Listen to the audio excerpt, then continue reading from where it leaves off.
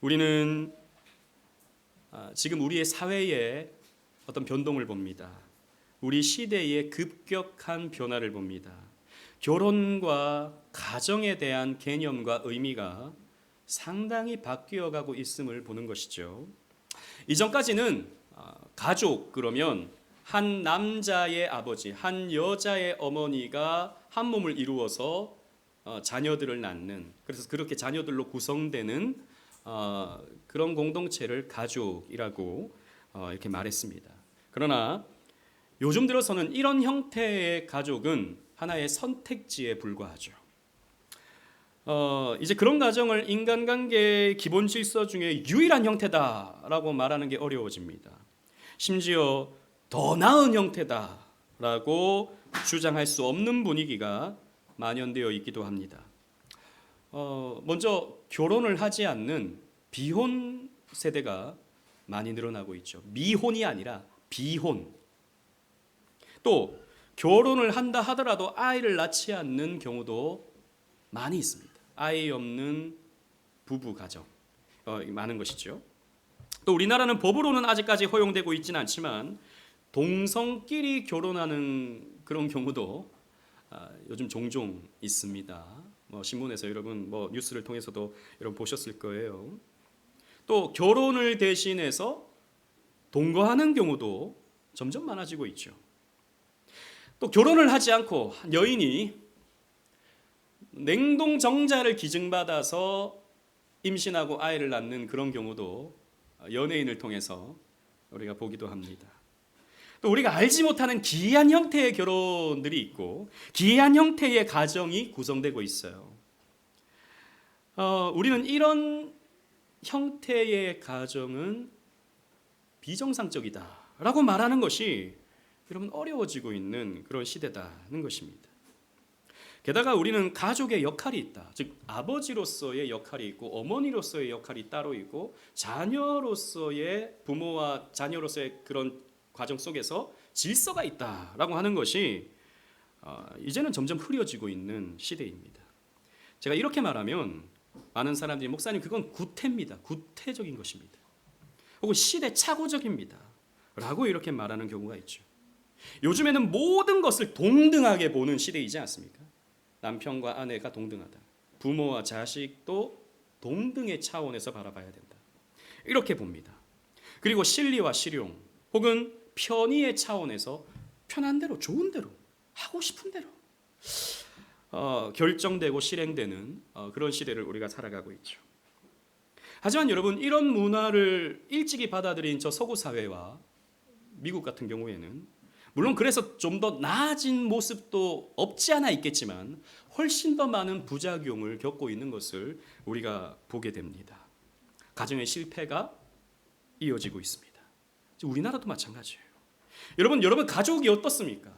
물론 우리 교회 성도님들 가족 말고 우리 지금 한국 사회에서 보여지고 있는 가족의 모습은 어떤 이미지입니까? 물론 아까 우리 찬송했던 것처럼 한간의 초가도 천국입니다 라고 고백하는 분이 있을지 모르겠지만 어떤 분에게는 가족이 지옥입니다. 어떤 분에게는 가정이 빨리 도피해야 할 그런 곳이기도 하죠. 여러분 모두가 동등하잖아요. 모두가 동등하다고 말하잖아요. 그러면 동등해지지가 않습니다. 누군가는 우위에 서려고 그러죠. 누군가는 그 작은 가족 공동체에서도 권력을 잡으려고 합니다. 남편이 아니면 아내가 잡을 수도 있죠. 남편과 아내가 아니라면 자녀가 가족의 권력을 잡습니다. 그래서 자녀가 원하는 대로 좌지우지되는 경우도 우리는 많이 보게 됩니다. 그래서 서로 갈등이 일어나고 모두가 동등하다 그러는데 누군가가 권위를 잡으면 불만이 생기게 되죠. 이러면서 가정 소외의 현상들이 곳곳에서 일어나고 있습니다. 여러분 저와 여러분들은 모든 신앙과 생활의 원칙과 기준을 성경에 두고 살아가는 사람들입니다. 그렇지 않습니까? 우리가 예수를 믿는다는 것은 우리는 기독교적인 세계관, 기독교적인 문화관, 기독교적인 결혼관, 기독교적인 부부관을 갖는다라는 것입니다. 단순히 예수 믿어서 구원받는다 차원이 아닌 것이죠. 그래서 오늘날 이런 성경적인 세계관과 결혼관, 가정관이 이런 세속적인 세계관, 결혼관, 가정관과 충돌이 일어나고 있는 그런 상황입니다. 그래서 오늘 제가 설교를 하는데 굉장히 조심스러워요. 괜히 이거 설교 잘못했다가 시험 드는 거 아닌가 싶은 생각이, 요즘 말 잘못하면 큰일 나거든요. 그런데 저희 교회는 제가 믿습니다. 여러분들의 수준을 저는 믿습니다.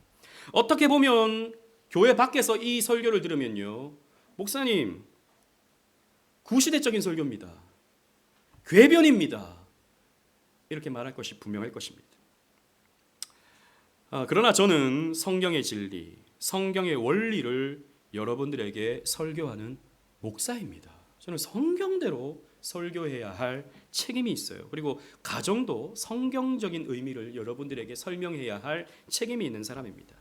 그래서 여러분, 오늘 이 설교는 사실 여러분 뉴스에서도 아니면 교양 프로그램에서도 아니면 그냥 서점에서도 볼 수 없는 오직 교회에서만 들을 수 있는 교훈입니다. 오늘 이 말씀은. 그리고 오늘 부부에 대한 말씀인데, 이미 결혼하여서 부부 생활을 이루어가고 있는 분들에게도 꼭 필요한 말씀이지만, 앞으로 결혼해야 할 우리 청년들, 우리 자녀들에게도 꼭 필요한 말씀이라고 저는 생각합니다.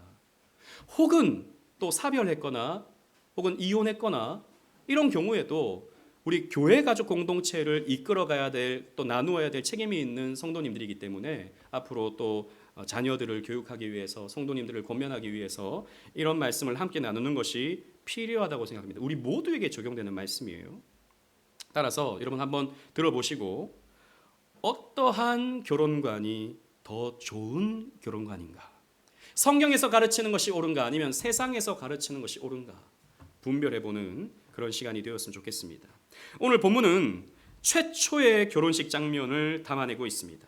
따라서 이 창세기 이 2장에 있는 이 말씀은 결혼의 원리, 부부의 원리를 발견할 수 있는 거예요. 여러분, 결혼 제도는 인간의 필요에 의해 만들어진 것이 아닙니다. 오늘날 이 시대는 결혼이라고 하는 제도가 사회적 합의에 의해서 만들어졌다라고 생각합니다. 그래서 사람들이 살다 보니까 남자와 여자가 서로 결혼을 하고 자식을 낳고 이렇게 사는 것이 훨씬 더 사람의 삶에 유익하더라라는 차원에서 결혼을 이해하는 것이죠. 그렇게 되면 여러분, 결혼이라고 하는 제도는 얼마든지 변형될 수 있습니다. 왜? 내 편의에 따라서, 내 좋은 대로. 남자가 남자랑 결혼할 수도 있고, 여자가 여자랑 결혼도 할 수 있고, 다양한 형태의 결혼이 가능해지는 것이죠. 아닙니다. 결혼은요, 하나님이 제정하신 신성한 제도입니다. 오늘 본문의 말씀을 보십시오. 오늘 본문의 말씀을 보면 하나님이 이 결혼을 시행하고 계시고 만들어가고 계신다라고 하는 것을 발견할 수 있는 거죠. 따라서 결혼은 세속적인 요구에 의해서 이루어지는 것이 아니라 하나님 말씀을 통해서 이루어져야 되는 거예요. 18절 말씀 우리 다 같이 한번 읽어보겠습니다. 2장 18절입니다. 시작. 여호와 하나님이 이르시되 사람이 혼자 사는 것이 좋지 아니하니 내가 그를 위하여 돕는 배필을 지으리라 하시니라. 아멘. 하나님이 결혼을 제정하셔요. 그래서 우리 아이들에게 아까 제가 물어봤습니다. 결혼 안 할 친구 손 들어보세요. 결혼 안 할 친구가 한 명도 없어요. 다 결혼한대요. 그러면 어떤 친구랑 결혼할 거냐? 아까 우리 하람이 손 안 들었는데 지금 손 들면 어떡해요? 어떤 친구랑 결혼할 거예요? 1번 이쁜 친구랑 결혼하겠다. 2번 돈 많은 친구랑 결혼하겠다. 3번 하나님 잘 믿는 친구랑 결혼하겠다. 4번 뭐였죠? 4번이 아까 뭐였죠? 착한 친구랑 결혼하겠다. 나를 잘 챙겨주는 사람과 결혼하겠다. 우리 친구들 몇 번이에요? 그러니까 한 그 10명 중에 한 7명이 3번. 우리 시우는 보기에 없어요. 최지아랑 결혼하겠다. 나는 최지아랑 이미 마음을 정했습니다. 한 명의 친구가 이쁜 친구랑 결혼하겠다. 제가 안 된다 그랬어요. 왜? 결혼이라고 하는 네 마음대로 하는 게 아니고 하나님의 법대로 하는 거야. 하나님 잘 믿는 사람과 결혼해야 된다라는 것이죠. 왜? 하나님이 그렇게 정해놓으셨어요. 하나님은 신랑인 아담을 먼저 창조하셨습니다. 그리고 하나님은 아담을 에덴 동산을 관리할 사명을 주셨죠. 그리고 에덴 동산을 잘 지켜야 할, 즉 이것은 하나님의 성소입니다. 하나님의 성소를 잘 지켜야 할 사명을 아담에게 주셨습니다. 그리고 아담에게 말씀을 주시죠. 아담아, 너가 이 에덴 동산에 있는 모든 것은 내 임의대로 다 누릴 수 있지만 에덴 동산에 있는 선악과는 너가 먹을 수 없다. 선악과를 먹지 않음으로써 너는 나에게 순종해야 되고 너는 나에게 순종할 때 너는 참 행복과 기쁨을 누릴 수 있단다 라고 하는 말씀을 주셨고, 아담은 그것을 믿음으로써 하나님과 언약했습니다. 순종하기로 언약했어요. 이것을 교리적으로 행위 언약이라고 하는 거예요. 하나님은 이렇게 아담에게 말씀의 권위를 주셨어요. 그런데 하나님은 아담 혼자 이 일을 감당하는 것을 좋지 않게 보셨습니다. 그래서 돕는 배필을 지으시는데 그 존재가 하와, 아내인 것이죠. 따라서 남편과 아내는 동등한 하나님의 형상으로서 서로를 존대해야 하지만 남편과 아내는 각각 다른 성격의 사명을 주셨다라는 것입니다. 아내에게 주신 사명은요, 돕는 배필이었다라는 거예요. 이 돕는 배필에 해당하는 히브리어는 에제르 네게드입니다. 이 말은 직역하면 마주 보는 조력자예요. 그러니까 옆에 서서 마주 보면서 돕는, 조력하는 그런 역할인 것입니다. 여러분 오해하지 마세요. 그러면 남자가 중요하고 여자는 그저 보조에 불과하구나. 그런 것이 결코 아닙니다. 이 에제르란 말은 하나님이 우리를 도우신다라고 할 때도 사용되는 단어예요. 그러니까 절대적인 도움. 무슨 말이냐면 남자는 여자의 도움을 받아야만 온전한 역할을 할 수 있다라는 거예요. 마찬가지로 여자도 남자를 통해서만 온전한 사명을 감당할 수 있다라는 것입니다. 가정에 대해서입니다. 모든 삶에서 다 그런 게 아니에요. 가정에 대해서예요. 따라서 성별로서 구별된 역할과 책임이 있다라고 하는 것이 성경의 원칙입니다. 미국의 성경학자 안드레아스 퀘스텐버거라고 하는 유명한 신학자가 있는데요. 이분이 성경 전체를 연구하면서 성경에서 드러나고 있는 부부의 구별된 역할을 다음 세 가지로 이렇게 정리해 놓았습니다. 여러분 이걸 또 오해하면 안 되는 게, 그러면 남자는 이 일만 해야 되고 여자는 이 일만 해야 되느냐, 그런 것은 아닙니다. 서로 돕고 교차할 수 있습니다. 하지만 원칙적으로 1차적인 책임이 이렇게 남편과 아내에게 각각 있다라는 거예요. 먼저 남편의 역할을 한번 살펴봅시다. 첫째, 남편은 아내를 사랑하고 아끼고 존중하고 존엄성 있게 대해야 한다. 남편은 아내를 사랑해야 되죠. 이거 첫 번째 의무입니다. 아내를 아끼고 존중해야지 아내를 함부로 하고 아내에게 함부로 말하고 아내에게 혹시 폭력을 행하고 이것은 절대 안 되는 것입니다. 둘째, 가정에 대한 1차적인 책임과 아내를 포함한 가정의 궁극적 권위는 남편의 몫이다라는 겁니다. 가정의 최종적인 책임자는 남편이다라는 것입니다. 그리고 궁극적인 권위는 남편이 가진다라는 거예요. 셋째로, 남편은 가정의 생활에 있어 공급자의 역할을 한다는 겁니다. 남편은 생활의 공급자다라는 겁니다. 그러니까 여러분 오늘날은 사실 우리가 노동이라고 하는 것이 많이 편해졌습니다. 그렇잖아요. 사무직이면 보통 시원한 에어컨이 나오는 사무실에서 컴퓨터 두드리면서 글 쓰면서 이렇게 할 수 있죠. 그런데 고대 사회의 여러분 공급자는 밖에 나가서 사냥을 해와야 돼요. 그러면 곰과 싸워야 되고 사자와 싸워야 되고 여러분 그렇습니다. 그리고 때로는 남자는요 전쟁에 참여해야 되거든요. 젊은 남자들은 전쟁에 참여하면 목숨 걸고 싸워야 되는 거예요. 혹은 양을 치거나 아니면 농사를 짓거나 하잖아요. 그러면 뜨거운 이 중동 지역의 뙤약볕과 싸워야 되는 겁니다. 살인적인 더위와. 그러니까 이게 엄청난 노동이에요. 그만큼 무거운 짐을 지고 가정의 공급자로서의 역할을 해야 된다라고 하는 것이 남자의 책임이다라는 거예요. 그리고 아내의 역할을 봅시다. 첫째, 아내는 자녀를 낳는 역할을 한다. 조금 불만이 여러분 생길지 모르겠습니다. 뭐야? 둘째, 가사를 관리하며 하나님이 명하신 하나님 나라를 가꾸어야 한다. 가사, 그리고 함께 하나님 나라를 가꾸는 일. 그리고 셋째, 하나님이 창조하신 목적에 맞게 남편의 동반자가 되어야 한다. 이것이 성경 전체를 보면 드러나는 아내의 역할이다라는 것입니다. 여러분 어떻습니까? 오늘날 이런 가르침이야말로 시대착오적이다라고 말하는 사람들이 너무나도 많습니다. 주디스 버틀러라고 하는 미국의 유명한 철학자가 있습니다. 페미니스트 철학자예요. 이 사람은 미국 버클리 대학 교수인데요. 이 사람이 쓴 책 가운데 젠더 트러블이라고 하는 책이 있습니다. 이 책에서 뭐라고 말하냐? 남성과 여성의 역할은 본질적인 것이 아니다. 사회적으로 구성되는 것이며 반복되는 행위를 통해서 구성되는 것이다. 그러니까 지금 이 오랫동안 고착되어 온 남자의 역할, 여자의 역할 이런 것들은 사회적으로 구성되어 온 것이고 오랜 관습과 오랜 전통에 따라서 만들어진 것이지 이것은 나쁜 것이다 라고 말합니다. 주디스 버틀러는. 그래서 남성다움, 여성다움을 가르쳐서는 안 되고 구별된 역할 이런 거 가르쳐서는 안 되고 남자가 하는 일 여자도 할 수 있고 여자가 하는 일 남자도 할 수 있고 부모가 하는 일 자식이 할 수도 있고 자식이 하는 일 부모도 할 수 있다. 이렇게 가르친다는 것이죠. 그게 평등한 사회, 그게 나이스한 사회다라고 이렇게 말한다는 것입니다.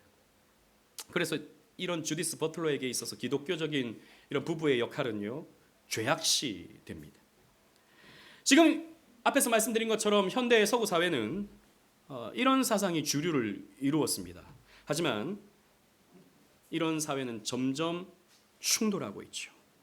기독교 세계관과 심각하게 충돌하고 있어요. 그런데 여러분 곰곰이 한번 생각해 보십시오. 곰곰이 이런 성경에서 제시하고 있는 역할의 구별은요 상당한 유익이 있습니다. 잘 들어보십시오. 첫째, 갈등을 줄여줍니다. 갈등을 줄여줘요. 여러분 사실 가정 안에서 갈등을 겪고 싸우게 되는 것은 공동의 일을 서로 미루다가 싸우게 되는 경우가 많아요. 그렇지 않습니까? 예를 들어서 오늘 저녁 식사는 누가 하나? 안 정해져 있으면 미룹니다. 설거지는 누가 하나? 여러분 설거지 보통 누가 합니까? 여러분 음식물 쓰레기는 누가 버립니까? 정해져 있어요? 안 정해져 있으면 싸웁니다. 왜? 우리 다 피곤하거든요. 여러분 안 피곤한 분 여기 계십니까? 다 바쁘거든요. 안 바쁜 분 계십니까? 다 바빠요. 근데 이게 정해져 있고 역할이 구별되어 있지 않으면 서로 상대방이 해주기를 바랍니다. 그러면서 갈등이 일어나는 것이죠. 게다가 이런 민감한 문제이지만 요즘 여성들 같은 경우에 아이를 낳는 것에 대해서 자신이 엄청난 손해를 겪는다고 생각합니다. 물론 제가 봐도 여러분 남자의 역할은 상당히 편해졌어요. 지금 뭐 밖에 나가서 사냥하면서 곰과 싸웁니까? 사자와 싸웁니까? 전쟁 나갑니까? 그렇지 않잖아요. 상당히 편해졌어요. 그러나 육아라고 하는 것은 물론 옛날과 비교하면 좀 편해졌을지 모르지만 그래도 상당히 그 고통이 줄어들지 않았어요. 그러다 보니까 이 격차가 좀 생기는 것이죠. 그런데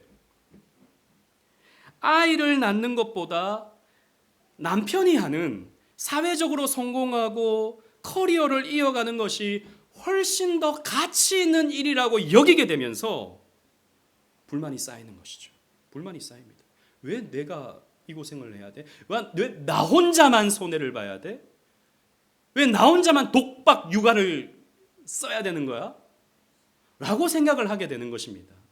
물론 저는 도와줘야 된다고 생각합니다. 여러분 저도 물론 제 아내는 만족할지 모르겠지만 저는 열심히 도우려고 나름 애를 써요. 하지만 부족하죠. 부족해요. 아무리 해도 부족하기 마련입니다. 근데 내가 하는 일 당신도 해야지. 내가 힘든 거면 당신도 해야지. 라는 차원에서 접근하잖아요. 그러면 만족할 수가 없어요. 만족할 수가 없습니다. 그러면서 계속 불만은 쌓여가고 갈등은 반복되는 것이죠. 그런데 여러분 곰곰이 생각해 보십시오. 육아가 내가 맡은 역할이라고 성경을 기준으로 해서 굳게 믿는다면 적어도 저 사람이 왜 이 일을 안 하지? 라고 하는 그런 감정적인 소모는 훨씬 줄일 수 있는 것입니다. 그런 차원에서 여러분 갈등을 어느 정도 해소할 수 있는 것이 역할의 구분이 되는 것입니다. 안 그러면 계속해서 울분이 생깁니다. 안 그러면 계속해서 비교의식, 저 사람과 나는 이렇게 생각하면서 손해보는 감정, 갈등이 일어날 수밖에 없다는 것이죠. 둘째로 고마움을 가질 수 있습니다. 역할 분담이 있다면 내 역할을 배우자가 대신해 줄 때 고마움을 느낄 수 있는 거예요. 즉 내가 오늘 설거지 담당인데 내 남편이 대신해 줬다 라고 하면 고마움을 느낄 수 있는 것입니다. 그렇잖아요. 근데 나도 할 수 있고 저 사람도 할 수 있는 일이라고 생각하잖아요. 그러면 당연히 해야 되는 거죠. 그러면 당연히 하는 일이죠. 고마움을 느끼지 못합니다. 역할 구분이 없으면 고마움도 없습니다. 여러분, 요즘에는 여성분들이 많은 경우에 직장 생활을 합니다. 경제 생활을 하죠. 저는 나쁘게 생각하지 않습니다. 저는 필요한 일이라고 생각합니다. 그런데 남편이 아내도 얼마든지 돌볼 수 있는 거지. 이렇게 생각하고 당신과 내가 똑같은 역할을 하니까 당신도 돈 버는 게 당연한 거지 라고 생각해 버린다면 아내가 열심히 밖에 나가서 돈 버는 일에 대해서 고마움을 느끼지 않습니다. 당연히 해야지 라고 생각하는 것 아니겠습니까? 그렇게 되면서 우리 사회가 내가 하는 일 당신도 할 수 있고 당신이 할 수 있는 일 내가 할 수 있는 일이다 라고 생각하게 되면서 우리는 가족에서 고마움을 느낄 수 있는 기회가 점점 없어지는 것입니다. 남편이 육아를 도와주는 것도 마찬가지예요.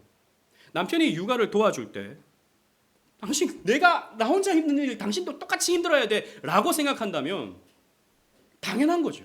하지만 이게 내 일이다 라고 생각하면 남편이 육아를 도와줄 때 고마워할 수 있게 되는 것입니다. 그리고 세 번째로 자녀들에게 구별된 성 정체성을 교육할 수 있어요. 여러분, 오늘날 우리나라의 학교 교육은 성 정체성을 교육하지 않습니다. 2022년 개정된 교육과정의 사회 교과서나 윤리 교과서를 보면요, 성별의 구분을 배제시켰습니다. 이대로 간다면 우리 사회는 점점 더 LGBTQ가 많아질 거예요. 레즈비언, 게이, 바이섹슈얼, 트랜스젠더 이런 젠더를 초월하는 이런 것들이 많아지게 될 겁니다. 왜? 구별을 시키지 않거든요. 교육에서. 여러분, 일반 가정에서도 생각해 보십시다. 일반 가정에서도 아버지의 역할, 어머니의 역할 이런 구분이 없잖아요. 그러면 엄마가 하는 일, 아빠가 하는 일 언제나 똑같아. 그러면 구분이 없습니다. 배울 수 있는 것이 없습니다. 왜? 똑같은 역할을 하니까요. 따라서 지금의 아이들은 교회가 아니면 기독교적 가정이 아니면 구별된 성 정체성을 갖는 것이 힘듭니다. 남자다움, 여자다움 이런 것이 없어지고 사회적인 젠더가 자신의 정체성이 될 때 그럼 우리 사회는 어떻게 무너지게 될까? 미국의 사례를 보면 되는 것이죠. 유럽의 사례를 보면 되는 것이죠. 지금 얼마나 그런 극도의 사회 갈등이 일어나는지 여러분 뉴스를 통해서 보지 않습니까? 그래서 트럼프가 미국의 대통령이 된 것 아니겠습니까? 우리는 똑같은 전철을 밟아서는 안 되는 것입니다. 여러분 기억하십시오. 성경은 남편과 아내를 차별하는 것이 아닙니다. 구별하는 것입니다. 역할을 구별하는 거예요. 이것이 우리에게 유익하기 때문입니다. 자, 그렇다면 하나님이 하와를 어떻게 지으시는가를 통해서 또 부부의 원리를 발견할 수 있는데요. 21절, 22절 제가 21절을 읽고 22절 다 같이 읽겠습니다. 여호와 하나님이 아담을 깊이 잠들게 하시니 잠들매 그가 그 갈빗대 하나를 취하고 살로 대신 채우시고 시작. 여호와 하나님이 아담에게서 취하신 그 갈빗대로 여자를 만드시고 그를 아담에게로 이끌어 오시니 아멘. 하나님이 하와를 만드실 때요. 어떻게 만드시냐? 아담의 갈빗대를 적출해서 하와에게 살을 입혀 하와를 만드십니다. 여러분 저는 옛날에 이 설교를 들으면서 그래서 남자는 갈빗대 하나가 부족하다 이런 얘기를 들은 적이 있었어요. 어릴 때. 교회에서 어떤 전도사님이 그렇게 가르쳐 줬거든요. 나중에 보니까 아니야. 갈빗대 숫자는 똑같아요. 이건 신학적인 의미가 있는 겁니다. 어떤 의미가 있냐? 첫째, 남편은 희생의 역할을 감당해야 된다는 것입니다. 즉 하와를 만들 때요. 아담의 희생, 아담의 갈빗대를 적출함으로 여자를 지으셨다라는 것입니다. 결혼이 그런 과정을 통해서 이루어졌다라는 것입니다. 따라서 남편은 아내를 위해, 가정을 위해 희생하는 역할을 하는 것입니다. 여러분, 앞에서 말씀드린 것처럼 고대 사회의 남편은요, 정말 희생하는 역할이었습니다. 짐승과 싸워야 되고, 늑대와 싸워야 되고, 그리고 떼약볕과 싸워야 되고, 전쟁에 나가야 되고, 늘 목숨 거는 일이 비일비재했습니다. 가족을 위해서요. 아내를 위해서요. 그런데 요즘은 앞에서 말씀드린 것처럼 좀 편해졌어요. 근데 밖에서 편하게 그렇게 일하고 집에 들어왔는데 아무것도 안 한다? 이거는 성경의 원리에는 맞지 않는 것입니다. 가정을 위해서 희생하는 모습을 보여줘야 돼요. 이것이 여러분 유교의 부부 유별과 성경이 가르쳐주고 있는 부부의 역할 구별과 구분되는 것입니다. 유교의 부부 유별은 무엇입니까? 내가 남자야. 남자가 주된 일을 해. 여자는 남편을 도와주는 하나의 소모품, 이 정도로 생각하는 것이죠. 남편의 입신양명을 위해서 도와주는 존재, 이 정도로 생각하는 겁니다. 그래서 여자는 늘 희생해야 되고, 그렇지 않습니다. 성경은 그렇게 말하고 있지 않아요. 남편의 존경함은, 남편의 존중됨은 가정을 위해 희생함을 통해서 세워지는 존경입니다. 성경이 가르쳐주고 있는 것은 바로 그것이에요. 그래서 밖에서 일하고 돌아온 현대의 남성은 집에 와서 가정을 위해서 아내를 돕고 자녀를 도와주는 그런 역할을 해야 되는 것이 마땅한 것입니다. 좀 제가 좀 편해져요. 이렇게 설교를 해요. 안 그러면 오늘 목사님 너무 일방적입니다. 라고 이렇게 얘기를 할 것 같거든요. 성경의 가르침이기 때문입니다. 아내와 가정을 위해 희생하지 않고 그저 대접만 받으려고 하고 소리만 지르고 권위만 내세운다면 그 남편은 필연적으로 외면받게 될 것입니다. 둘째로 이 갈빗대를 적출해서 신부를 데려오게 하셨다, 결혼하게 하셨다라고 하는 것은 어떤 의미냐? 남편과 아내는 인격적으로 동등하다라는 것입니다. 주석학자 매튜 헨리는 이 구절을 주석하면서 이렇게 표현했습니다. 이거 우리 새가족반 할 때도 나온 구절인데요.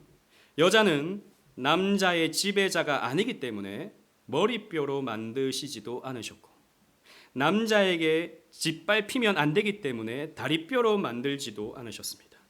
오히려 동등한 존재가 되기 위해 옆구리에서, 또한 잘 보호받을 수 있도록 하기 위해서 팔 밑에서, 그리고 사랑을 많이 받기 위해 가슴 가까운 곳에서 만드셨습니다. 라고 매튜 헨리는 주석을 했습니다. 물론 좀 본인의 상상력을 사용해서 설명한 거예요. 하지만 상당히 일리 있는 설명이라고 생각합니다. 여러분, 남편과 아내는 인격적으로 동등합니다.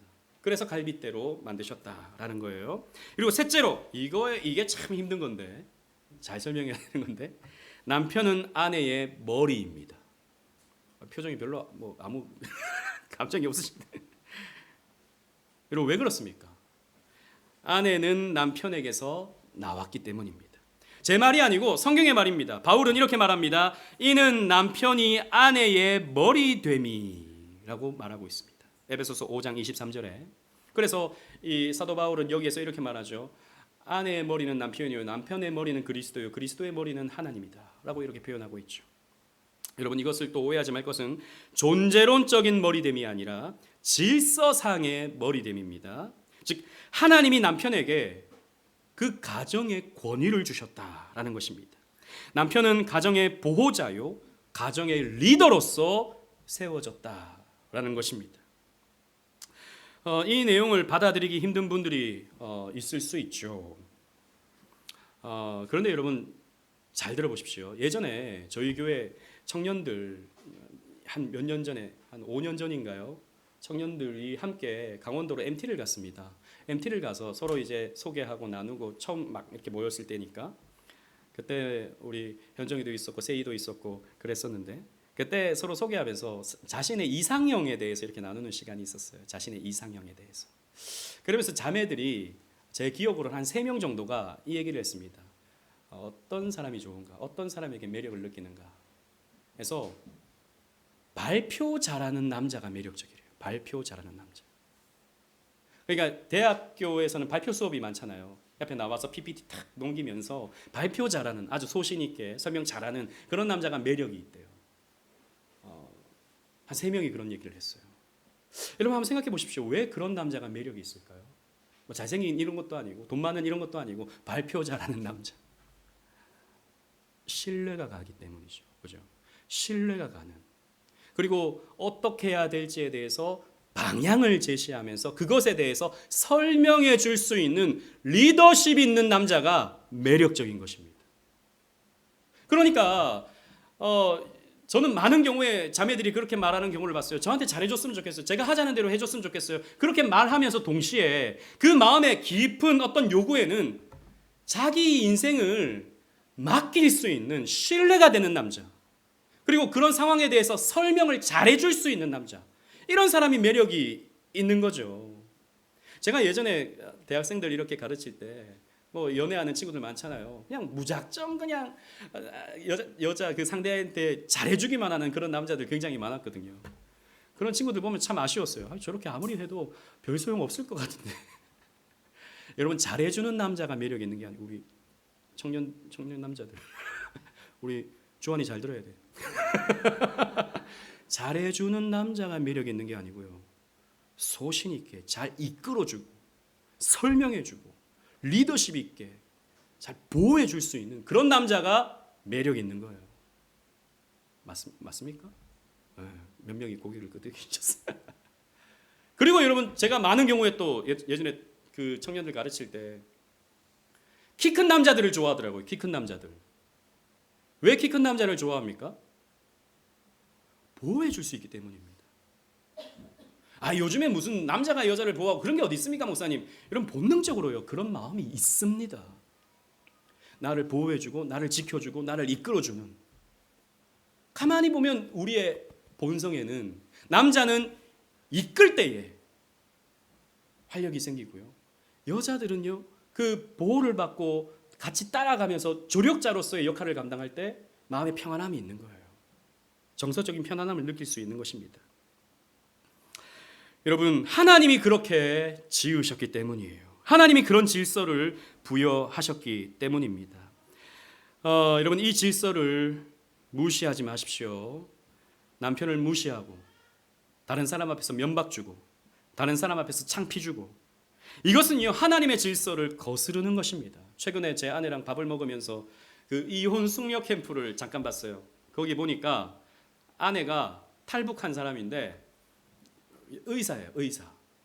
북한에서도 의사였는데 한국에 와가지고 이제 시험을 쳐서 의사가 된 거예요. 돈을 잘 법니다. 남편이 육아하고 집안 살림하고 이런 것들을 다 하는 거예요. 근데 부부 모임 이런 데 가면 늘 남편에게 면박을 주는 겁니다. 얘는 아무 쓸모가 없어. 이런 식으로 하는 거예요. 다른 사람들이 왜 이런 사람과 결혼했냐고 자꾸 말해. 이런 식으로 남편이 있는 데서 말하는 겁니다. 여러분, 물론 누가 봐도 그것은 잘못된 거죠. 누가 봐도. 그러나 우리가 알게 모르게 교회 생활하면서 다른 성도님들 앞에서 내 남편에 대해서 함부로 말하고 면박 주고 흠보고 이런 모습들이 간혹 있을 수 있는데, 여러분, 그것은 하나님의 질서를 거스르는 것입니다.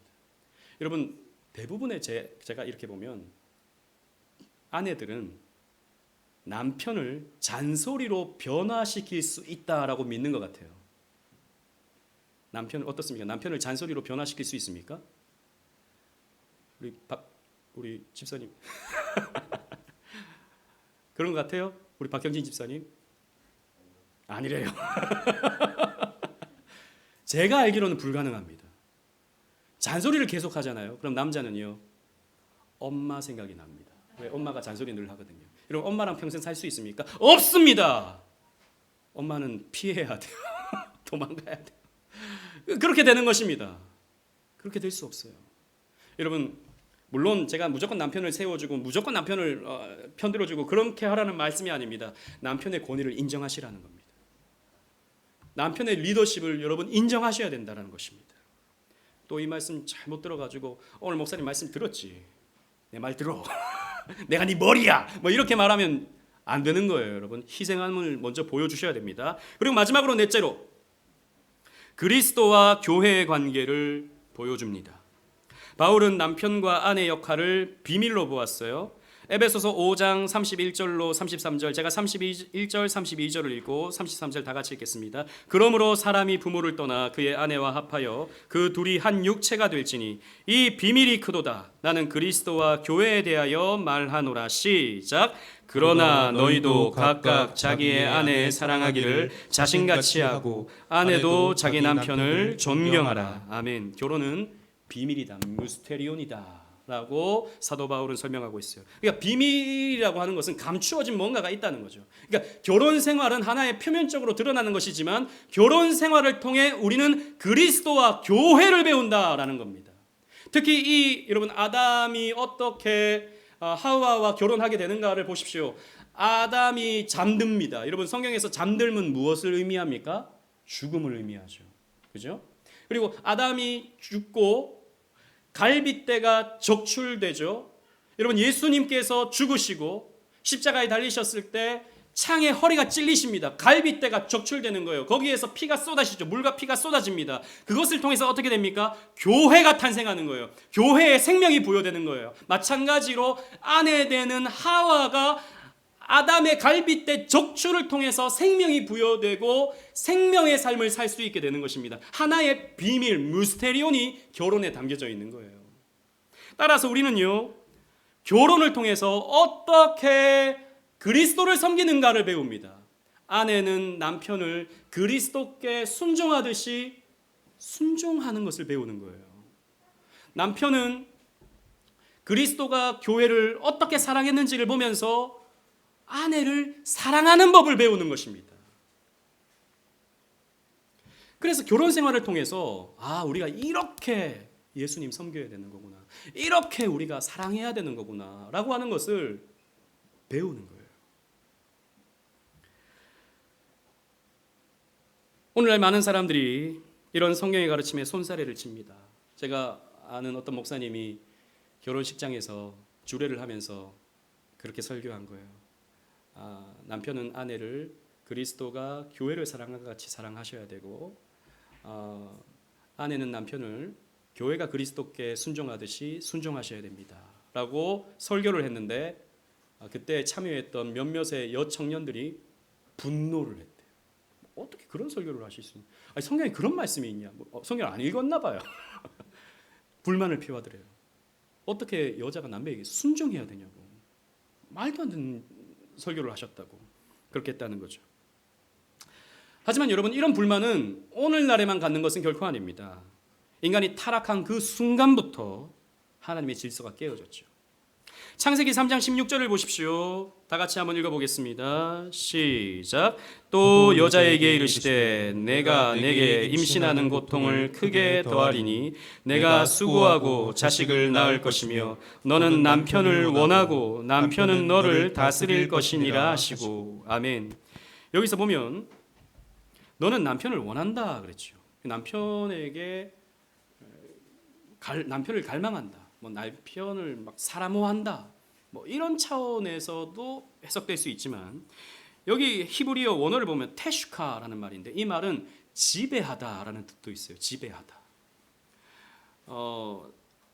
가인이 아벨을 죽였죠. 가인이 아벨을 죽였을 때 하나님이 가인에게 찾아오셔서 뭐라고 말씀하시냐면, 죄가 너를 원하나 너는 죄를 다스릴 것이니라 라고 말씀하셨어요. 이 원하다가 테슈카예요. 그러니까 죄가 너를 지배하려 하나 너가 죄를 다스려야 된다.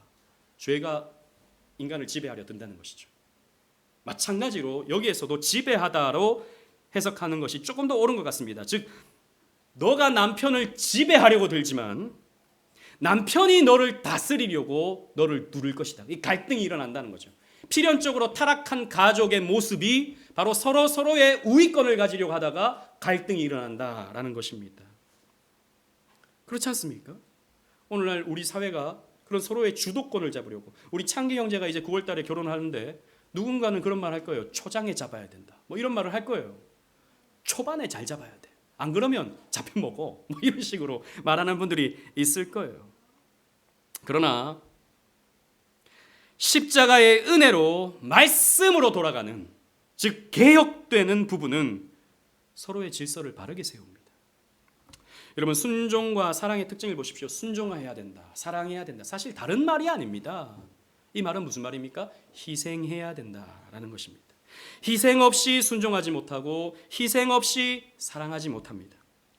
최근에 제가 노예 목사님과 이렇게 교제하면서 그 교회 그 목사님이 사모님과 사이가 늘 너무 좋은 거예요. 저희가 몇 번 이렇게 교제하면서 늘 목사님하고 사모님이 히히호호 히히호호 막 이렇게 지내시더라고요. 그래서 제가 물어봤습니다. 목사님 어떻게 이렇게 사이가 좋으세요? 라고 제가 물어봤더니 목사님이 저한테 사모님 없을 때 하시는 말씀이 목사님 자아를 죽여야 됩니다. 그러더라고요. 자아를 죽여야 된대요. 그래야 행복한 부부 관계를 이루어갈 수 있다는 거죠. 우리 교회에도 제가 이렇게 참 사이가 좋은 부부 성도님에게 제가 그 남자 성도님에게 물어봤습니다. 어떻게 이렇게 사이가 좋으세요라고 하니까 그분은 저한테 그렇게 말씀하셨어요. 제가 많이 참습니다. 참아야 되는 것이죠. 여러분 고린도전서 13장에 사랑에 대해서 정의할 때 첫 번째가 무엇입니까? 사랑은 오래 참고. 맞습니까? 첫 번째가 맞습니까? 사랑은 오래 참고예요. 참는 것은요 희생하는 것입니다. 여러분 참는 것은 희생하는 것은 어리석은 것이 아닙니다. 이 시대는 어리석다고 말하죠. 조금 더 이기적으로 살아. 조금 더 너를 챙겨. 남편 챙기고 아내 챙기고 자식 챙기고 이러지 말고 너 스스로를 챙겨라고 말합니다. 물론 우리 개인도 챙겨야죠. 나 자신을 너무 억누르고 나 자신을 너무 희생하고 이것도 건강한 것은 아니죠. 하지만 일반적인 관계가 이루어지기 위해서는 희생이 필연적인 것입니다. 왜냐? 예수님께서 그 모범을 우리에게 보여주셨거든요. 예수님의 삶이 희생의 삶이었지 않습니까? 예수님의 삶이 순종의 삶이셨잖아요. 아버지께 순종하셨잖아요. 예수님의 삶이 그렇게 사랑하는 삶이셨지 않습니까? 자기를 다 내어주면서 사랑하셨지 않습니까? 말씀을 맺겠습니다. 오늘날 세속적인 결혼의 시대적 정의는 계약입니다. 계약. 그러니까 남자와 여자가 서로의 편의에 따라서 계약하는 개념이에요. 오늘날 이 시대는. 그런데 결혼이 내 뜻대로 돌아가지 않을 때, 나에게 유리한 대로 돌아가지 않을 때 이 계약은 어떻게 됩니까? 파기됩니다. 결혼을 계약이라고 생각하면 가벼운 것이죠.